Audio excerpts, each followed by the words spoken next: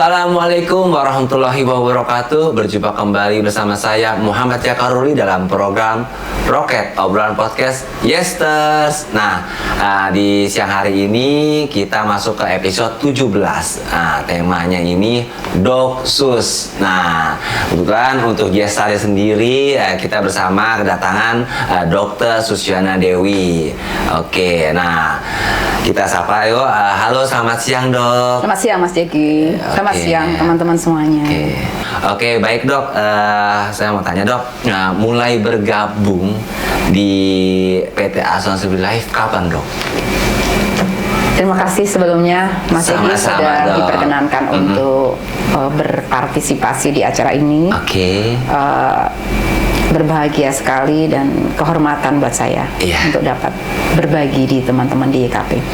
Kalau ditanya kapan bergabungnya, sudah hampir 18 tahun Mas. 18 tahun guys, Doksus berkarirnya itu di PT Asuransi 18 tahun. Ya, tepatnya di 1 Januari 2006. 1 Januari 2006. 2006. Hingga saat ini ya Dok ya? Iya, betul. Hingga saat ini. Oke, baik. Posisi saat ini Doksus di bidang apa Dok? Oh ya, setelah melewati berbagai macam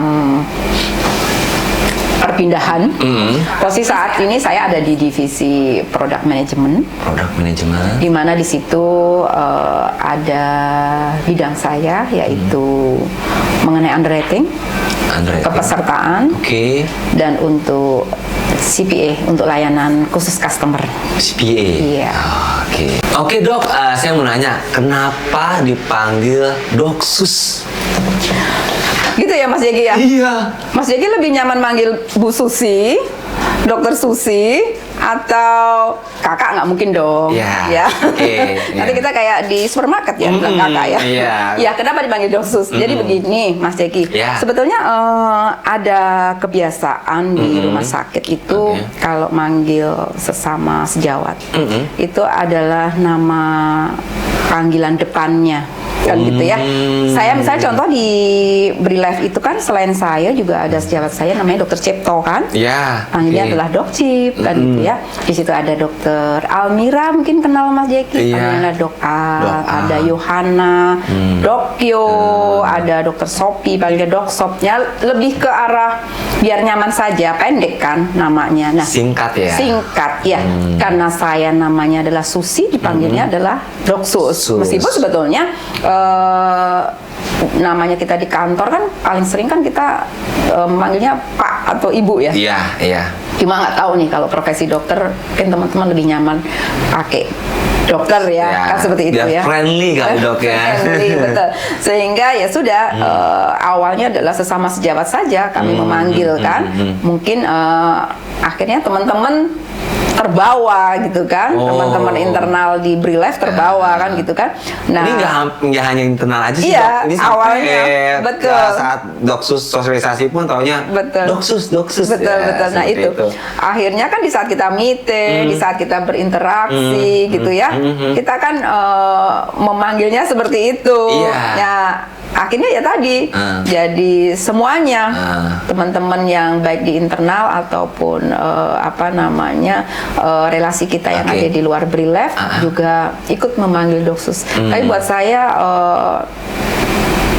apapun lah panggilannya, mau Ibu, mau mungkin Mbak Susi, mungkin juga Doksus, it's okay. Jadi mana yang nyaman saja. Seperti itu. Baik. Dok. Sepengetahuan saya nih Dok ya, profesi dokter yang saya tahu itu dia itu di rumah sakit Dok. Nah, namun Doksus ini malah ke perusahaan. Nah, itu malah memilihnya ke sana. Itu kena gimana tuh Dok? Iya Mas Jeki, ini satu dari 100 pertanyaan yang masuk di saya nih. Wow, 100 guys. Karena begini, sebetulnya di sejawat saya sendiri itu juga sering menanyakan, terus mengerjakan apa kan seperti itu ya? Karena kan yang awam di kita itu kalau dokter tuh ya rumahnya di rumah sakit kan seperti itu ya. Kalau sarjana hukum ya tempatnya adalah di bagian hukum-hukum kan begitu ya. Konsultasi. Kemudian, kayak gitu ya. Kalau mau sekolah lagi ya notaris kan seperti itu ya, Mas Jeki. Jadi memang ini adalah sesuatu hal pertanyaan yang bukan sekali ditanyakan.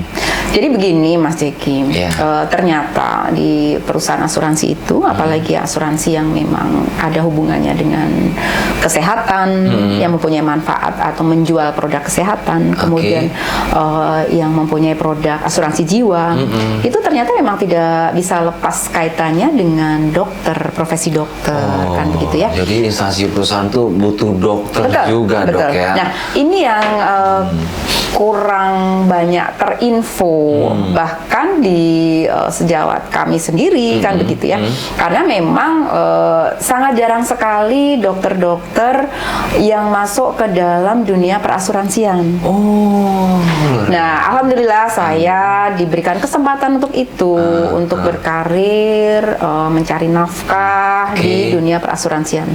Dan memang benar sebetulnya yang sedikit berbeda dengan sejawat saya yang bekerja di luar sana adalah kalau di rumah sakit pasiennya adalah orang dalam bentuk pasien sebenarnya, datang berkunjung sakit, kan begitu ya. Kemudian nanti diterapi, kemudian nanti visit, kemudian rawat inap, kan seperti itu ya. Birokrasi seperti itu ya, Dok ya. Kalau di asuransi kita juga memeriksa pasien, tapi dalam tanda kutip, ya kan. Pasien kita adalah dalam bentuk kertas, kan begitu ya.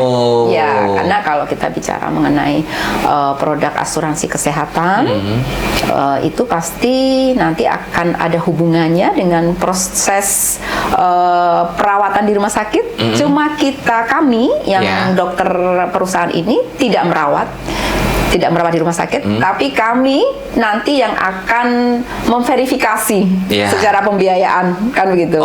Kemudian kalau kita bicara mengenai seleksi resiko di underwriter, nah profesi dokter ini juga menjadi saksi, bukan menjadi saksi ya, menjadi kunci juga di situ, karena kita akan melihat resiko-resiko yang akan terjadi selama masa pertanggungan. Kan begitu. Nah, ini kadang-kadang yang harus kita terangkan ke sejawat kami bahwasanya memang benar mungkin ada case-case yang calon nasabah ini adalah sehat di saat ini.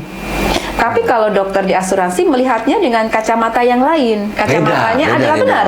Kacamatanya selama pertanggungan apakah bagaimana resikonya, kan begitu kan? Kita akan melihatnya adalah jangka panjang. Nah, ini kadang-kadang buat kami sendiri sebagai dokter asuransi yang harus banyak diskusi dengan sejawat-sejawat yang memang berada di rumah sakit. Nah, itu menariknya di situ. Uniknya di situ. Uniknya di situ. Makanya dokter memilihnya ke perusahaan ya, Dok, karena uniknya itu ya. Betul. Dan itu juga kembali lagi menyangkut passionnya Mas Jeki ya, karena ada beberapa sejawat yang memang passionnya itu adalah sebagai fungsional sejati. Pokoknya saya nggak bisa kalau kerja kantoran, saya harusnya di rumah sakit ambil spesialis. Kembali lagi itu adalah pilihan hidup ya. Kebetulan yang saya pilih adalah kerja kantoran, di mana satu jam kerjanya adalah 5 hari, Sabtu Minggu libur, meskipun ternyata karena saya di pelayanan hari Sabtu Minggu juga tetap bekerja, meskipun bekerjanya tidak masuk kantor, kan begitu. Tapi kalau di rumah sakit, Dok? Kalau rumah sakit kan sistemnya kan praktek ya, ada jadwal praktek ya. Kalau dokter umum ya pastinya nanti akan berbeda dengan dokter spesialis kan gitu. Oke, baik. Nah, Dok, ini perjalanan karir selama bergabung di PT Asuransi BRILife hingga saat ini, tips untuk anak muda supaya seperti dokter saat ini tuh gimana, Dok? Waduh, kita bicara integritas dan loyalitas. Pastinya, Dok. Yang jelas namanya bekerja itu kalau menurut saya itu kan harus sama-sama membutuhkan. kita membutuhkan pekerjaan ini dan perusahaan dalam tanda kutip juga membutuhkan kita, kan seperti itu ya. Betul. Jadi di situ ada hak dan kewajiban, kan begitu ya. Satu kesatuan ya. Satu kesatuan, kan begitu ya. Cuma kembali lagi kalau saya ditanya kok sampai selama itu bisa 18 tahun dong di BRILIFE ya, ya itu sebenarnya tidak bisa lepas dari satu, kita tidak memungkiri bahwasanya kalau kita bicara di lingkungan yang masih berbau anak BUMN itu kan berbeda kondisinya. Orang Indonesia itu kan memang ditakdirkan menjadi hubungan humanisnya itu kan kental ya Mas Diki ya. Iya betul dok. Ya kan. Betul. Jadi kan agak berbeda nih kalau kita bekerja dengan perusahaan yang memang banyak orang luar yang masuk ke sini kan pasti budaya kerjanya kan berbeda. Beda-beda. Pasti kenyamanan. Benar dong. Pasti kenyamanan. Ya. Meskipun sebenarnya kenyamanan itu juga tergantung dari cara pandang kita kan. Tapi sejauh ini saya masih bertahan di BRILIFE ya. Salah satu benefit yang saya ambil ya, saya masih nyaman dengan kondisi BRILIFE karena saya memang berdedikasi, cocok dengan passion saya, kan begitu ya. Perkara ada riak-riak namanya perusahaan itu kan ada. Wajar. Tergantung dari cara kita menyingkapi kan. Betul. Ya. Kalau orang memang tipenya adalah melayani, ya pastinya akan nyaman dengan posisi yang saya tempati sekarang. Kebetulan sekarang ini tadi ditanya dari awal karir saya seperti apa sampai sekarang, ya pastinya yang saya kerjakan tidak bisa lepas dari asuransi kesehatan. Ya kan begitu ya Mas? Karena passionnya. Karena memang ya dokter tidak mungkin berada di keuangan kan begitu ya. Iya. Nah, kan berarti memang di produk kesehatan itu kan begitu ya. Betul. Dengan seluk-beluknya. Iya, kan? iya. Nah, saya bercerita mundur sedikit tadi. Pertama kali saya bergabung di BRILIFE menjadi medical advisor ya. Medical advisor. Setelah itu kemudian saya sampaikan ke perusahaan bahwasanya di saat dokter atau profesi dokter memilih di perusahaan, pastinya kan yang diharapkan adalah karir kan begitu ya. Karirnya harus jelas kan seperti itu. Ini yang harus saya sampaikan ke perusahaan karena sebelumnya ada sejawat juga yang bekerja di BRILIFE dulunya, bukan BRILIFE ya Mas Diki ya. Namanya PT Asuransi Bringin Life ya dulu ya. Life. Jadi itu guys. Jadi sebelumnya PT Asuransi itu sebelumnya adalah PT Asuransi Bringin Life yang saat ini menjadi PT Asuransi BRI Life. Kan seperti itu ya. Jadi sejawat saya yang dulu memang tidak memegang jabatan karena yang murni diposisikan sebagai advisor kan gitu ya. Nah, semenjak saya bergabung di 2006, kemudian proses pengangkatan di 2009, sudah ada kejelasan untuk karir ini. Jadi saya dari meniti karir Mas, dari dulu namanya adalah Kasih. Dulu kan kepala seksi klaim. Kemudian saya naik karir menjadi kepala bagian klaim, dan kemudian berganti posisi dengan sejawat saya Dr. Cipto pada saat itu menjadi kepala bagian provider, kan begitu ya. Kemudian saya alhamdulillah naik kemudian menjadi kalau dulu namanya Wakadif ya, wakil kepala divisi ya, sebelum ada perubahan-perubahan ya, pakai JGPG ya Pak ya. Nah itu saya ada di wakil kepala divisi underwriter kan begitu ya. Nah setelah berubah fungsi, nah sekarang kan pakai JGPG dan pakai itu ya, eselon ya, pakai ada VP, Vice Presiden kan gitu ya. Nah kayak gitu sekarang kan berkarirnya kan seperti itu ya. Tapi sebetulnya prinsip dasarnya kan sebenarnya sama ya.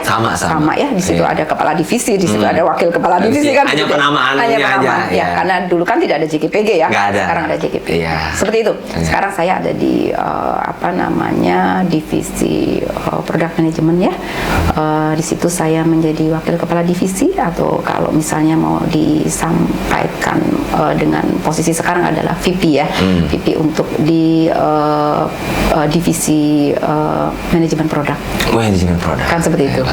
Karir PT jelas. Iya, di situ kan jelas nih. Jadi ternyata profesi dokter itu bisa berkarir di dunia asuransi, kan begitu ya. Betul. Nah, kemudian kenapa kok bisa lama sih Dokter Susi gitu ya? Pasti nanti pertanyaan selanjutnya biasanya adalah Dokter Susi masih praktek enggak kan begitu?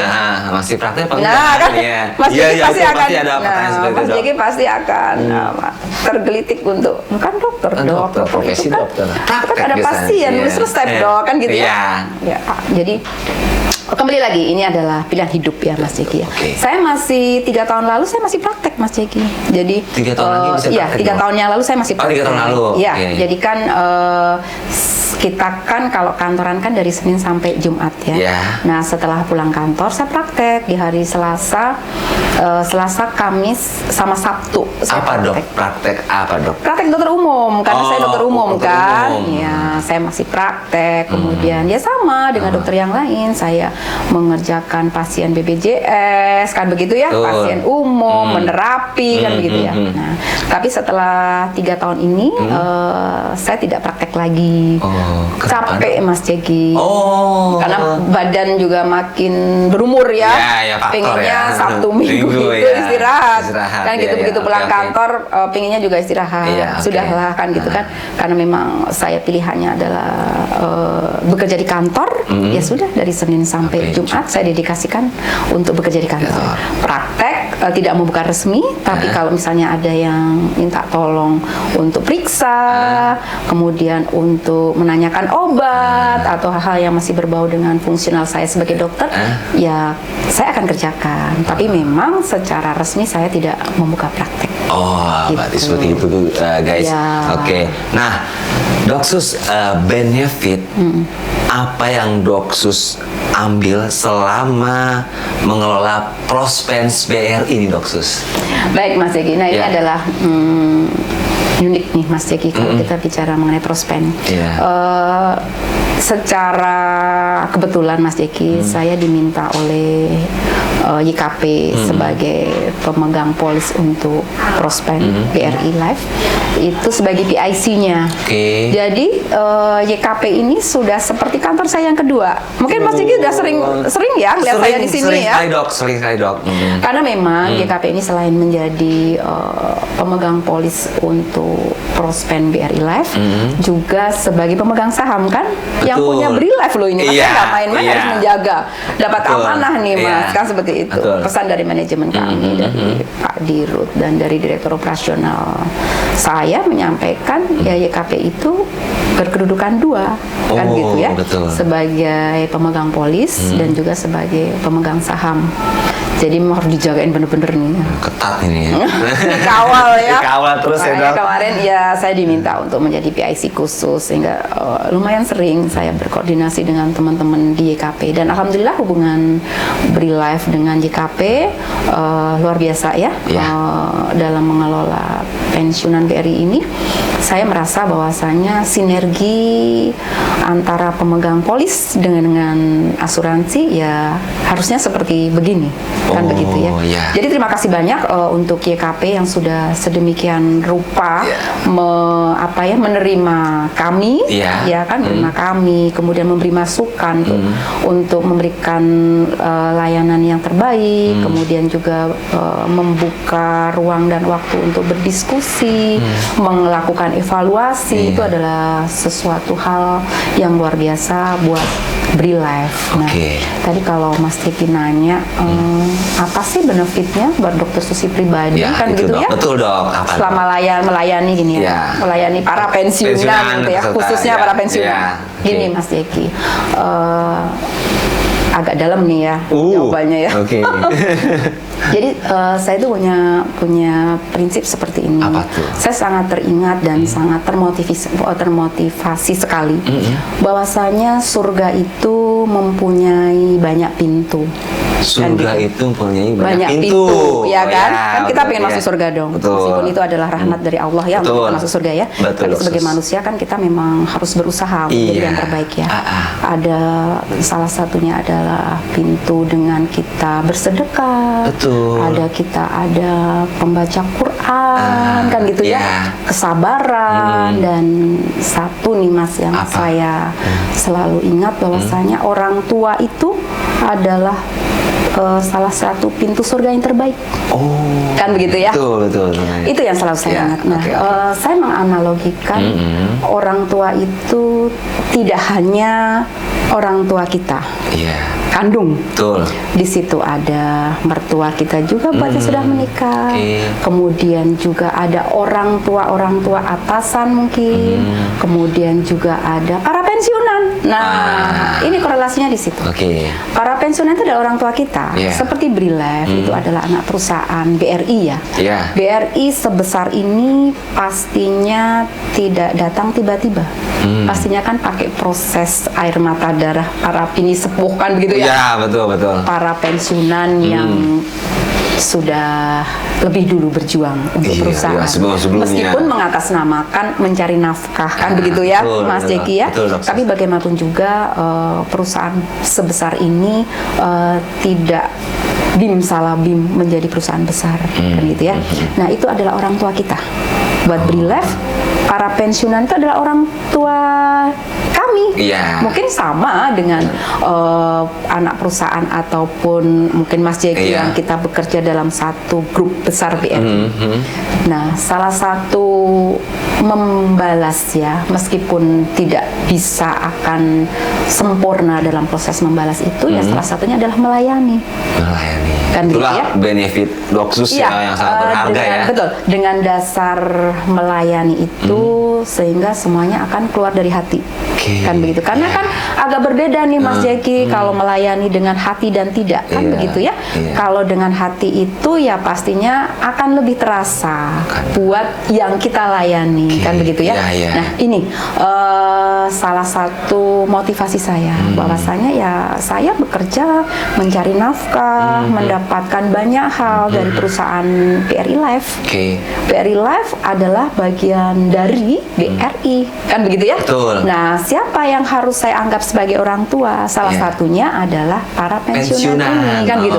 Nah, itu satu. Yang kedua adalah rasa empati, rasa hormat, rasa sayang ini harus kita munculkan. Meskipun kembali lagi namanya sayang kepada pensiunan itu tidak harus mengiyakan semua permintaannya kan gitu ya. Kembali lagi di sini ada koridor yang harus disepakati, yaitu hak dan kewajiban karena ini menyangkut produk yang diperjanjikan, produk kesehatan pastinya ya, antara BRILEF dengan YKP selaku pemegang polis. Nah, di situ kan ada koridor nih Mas Jeki. Apa benefitnya, apa yang menjadi haknya, apa pengecualiannya, kan begitu kan? Nah, kita sudah tidak bisa lepas dari itu. Nah, ada beberapa memang para anggota yang notabene adalah pensiunan ya Mas Jeki ya, yang dulu sebelum pensiunan itu manfaatnya luar biasa sewaktu masih menjadi karyawan aktif. Sekarang dengan posisi manfaat kesehatan pensiunan ini pasti ada pembeda. Kan gitu kan? Tidak ada rawat jalan, kan gitu ya? Kalau dulu kan ada rawat jalan ya Mas Jeki. Kemudian bisa dikatakan unlimited dalam tanda kutip. Sekarang ada pembatasan plafon. Nah, kita tidak bisa mengatasnamakan melayani dengan baik kemudian mengiyakan apa yang tidak menjadi haknya, kan tidak boleh ya. Tetap harus dipasang koridor-koridor itu karena kembali lagi ini adalah yang diperjanjikan dalam polis kan begitu. Nah, makanya saya tadi sampaikan yang namanya sayang itu ya tidak mengiyakan apa, misalnya tidak ada benefit mata misalnya, tidak ada benefit kacamata karena saya nggak enak, karena saya sehingga saya melakukan over services. Nah, itu tidak boleh. Kan gitu ya. Harus kembalikan koridor. Cuma kembali lagi karena tadi based on-nya adalah penghormatan, empati, kan begitu ya. Rasa apa namanya sebagai bakti kami kepada para pensiunan, menyampaikan yang tidak berhak ini kan harus dengan hati. Tidak serta-merta Bapak nggak bisa begitu dong. Ini ada orang tua kita kan gitu ya menyampaikannya. Nah, itu kan letak uniknya di situ. Saya pribadi dilatih untuk bersabar. Kan gitu ya. akhirnya mau tidak mau harus mempunyai sifat sabar.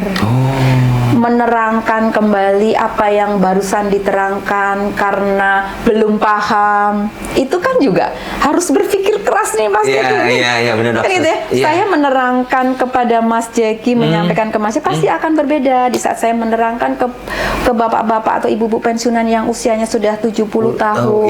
Kan pasti berbeda kan? Betul. Nah, itu kan perlu kearifan hati, perlu kesabaran, dan ini yang membuat saya sangat bersyukur berada di dalam jenis pekerjaan yang ada unsur tersebut, sehingga secara tidak langsung saya berlatih kan begitu ya. Jadi terbiasa ya.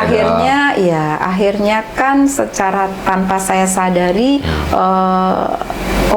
kadar kesabaran saya ternyata ada peningkatan ya Mas gitu Mas Jeki. Betul. Gitu.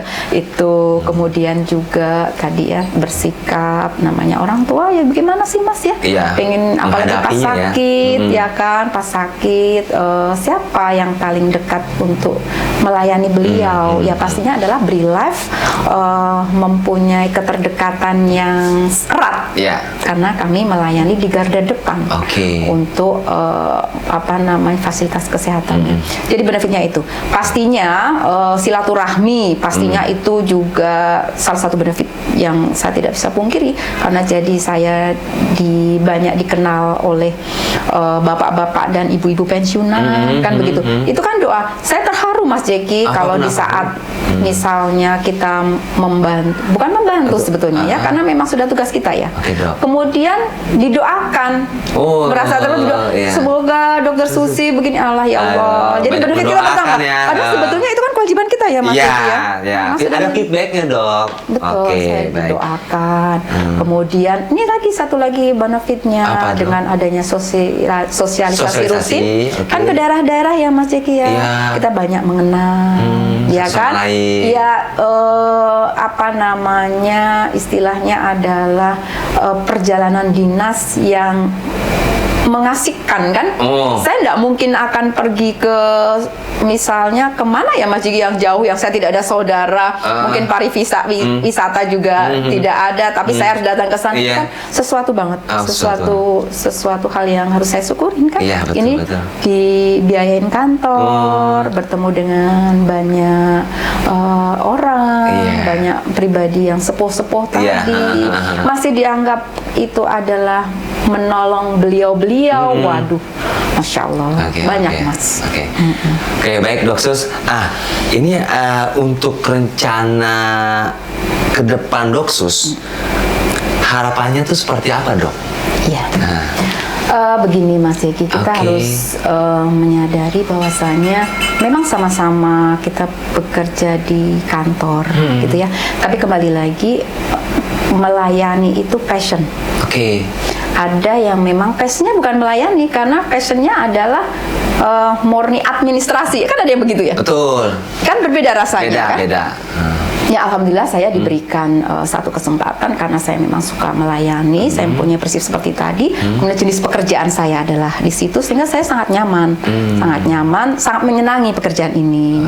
Happy gitu kan. Jadi buat orang lain mungkin, Sabtu Minggu masih diteleponin gitu ya, masih diganggu, misalnya begitu ya. Handphone nggak nyala, handphone masih tapi buat saya ya, karena yang saya ceritakan tadi, saya happy. Kita membantu dalam tanda kutip itu sebenarnya bukan buat beliau-beliau kan, sebetulnya kan tabungan nih buat kita kan Mas Jeki. Kita nggak tahu nih kapan kewajiban saya. Memang karena saya bukan customer service, jadi kewajiban saya sebetulnya ya cuma Senin sampai Jumat jam kantor.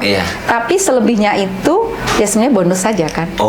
Kan gitu. Betul. Tapi alhamdulillah saya sangat bersyukur mendapat bonus-bonus ini, sehingga taruhlah kalau itu dianggap suatu kebaikan, semoga itu adalah suatu bentuk tabungan yang nanti Allah akan berikan ya kan, berikan apa ya namanya Mas Jeki ya, penggantinya. Ya, taruhlah apapun namanya di saat saya memerlukan. Saya sangat meyakini itu kan. Yakin memang ada. Ya kan, ada begitu ya Mas Jeki ya. Ada dokter. Nah, seperti itu. Jadi ya sudah, kerjakan saja. Mana yang kita bisa, mana yang kita mampu, mana yang kita anggap baik, kerjakan saja kan gitu. Toh tidak ada yang berkurang dari kita kan. Cuma berapa lama sih bantu telepon, berapa lama sih bantu beliau karena ada di rumah sakit, butuh ini butuh itu. Kita kan sambil enak, nggak sakit loh. Lebih nggak nyaman beliau-beliau ini yang bingung di rumah sakit. Nah, seperti itu. Sehingga mensinkronkan antara pelayanan dalam hati ya, melayani dengan setulus hati itu saya rasa tidak terlalu banyak. Nah, harapannya ke depan adalah banyak nanti regenerasi dok ya, anak-anak muda sekarang ini ya Mas ya, itu yang masih mempunyai jiwa melayani seperti itu. Kenapa? Ya namanya kita bergerak di bidang jasa, mau tidak mau kan memang harus erat kaitannya dengan melayani ya Mas Jeki. Betul, doksus. Nah, itu harapannya banyak doksus yang lain kan gitu ya. Betul, itu harapannya seperti itu. Sehingga tadi proses layanan untuk pensiunan ini dapat berkelanjutan. Kalau Mas Jeki nanya doksusnya mau seperti apa nanti, mau bagaimana? Saya mengikuti takdir Allah saja. Saat ini saya masih diberikan kesempatan bekerja, diberi live, ya saya akan pergunakan sebaik-baiknya. Saya akan menghalalkan gaji saya dengan memberikan apa yang sudah menjadi kewajiban saya. Kan begitu ya? Betul, Dok. 5 menit ke depan tuh ajaib Mas Jeki. Jadi kan kita nggak tahu nih. Tapi secara hitungan manusia ya karena saya sudah berada di Brilev, saya berkarir di sini, nggak mungkin lah kalau tiba-tiba saya, bukan nggak mungkin ya, dia segera Allah pun pun jadi ya. Tapi secara hitungan karir saya ya, saya tidaklah untuk sekolah lagi untuk menjadi spesialis, rasanya kok aduh umurnya udah nggak bisa belajar Mas Jeki, ya kan? Iya betul dokter. 4 tahun suruh sekolah lagi ya. Itu kemudian yang kedua, belum tentu ada yang mau menerima saya ya. Sudah berumur sudahlah. Itu adalah bagian dari anak-anak kita kan gitu ya. Yang jelas ya saya tetap akan menjalankan amanah yang diberikan oleh perusahaan ke saya. Saat ini saya diminta menjadi PIC untuk YKP, saya akan menjalankan sebaik-baiknya. Diminta untuk melayani pensiunan, saya juga insya Allah akan menjalankan seperti itu. Sampai kapan? Ya sampai Allah memberikan tanda-tanda saya harus bergerak kemana, saya harus hijrah kemana. Sudah begitu saja Mas Jeki. Oke guys, tadi kita sudah berbincang-bincang dengan Doksus, yang temanya juga Doksus, siapakah Doksus? Nah, tadi sudah disampaikan kan, Doksus ini berkarir di PT Asuransi BRI Life selama 18 tahun, kemudian perjalanan karirnya, kemudian benefit apa yang didapat oleh Doksus, karena selama ini kan setahu saya profesi dokter itu ada di rumah sakit, ya kan? Namun Doksus ini dia malah ke perusahaan baik BUMN ataupun swasta ya kan. Nah kemudian harapannya juga tadi gimana terkait profesi dokter sus ini di perusahaan seperti itu. Oke guys, untuk obrolan dengan Doksus siang hari ini, saya selaku podcaster YKP BRI dengan saya Muhammad Jakaruli mengucapkan terima kasih banyak kepada Doksus atas kehadirannya, waktunya, kemudian serta cerita yang sangat bermanfaat untuk YKP BRI sama teman-teman semua di sini. Oke, dari saya cukup sekian. Salam Roket Yesters. Assalamualaikum warahmatullahi wabarakatuh. Waalaikumsalam warahmatullahi wabarakatuh.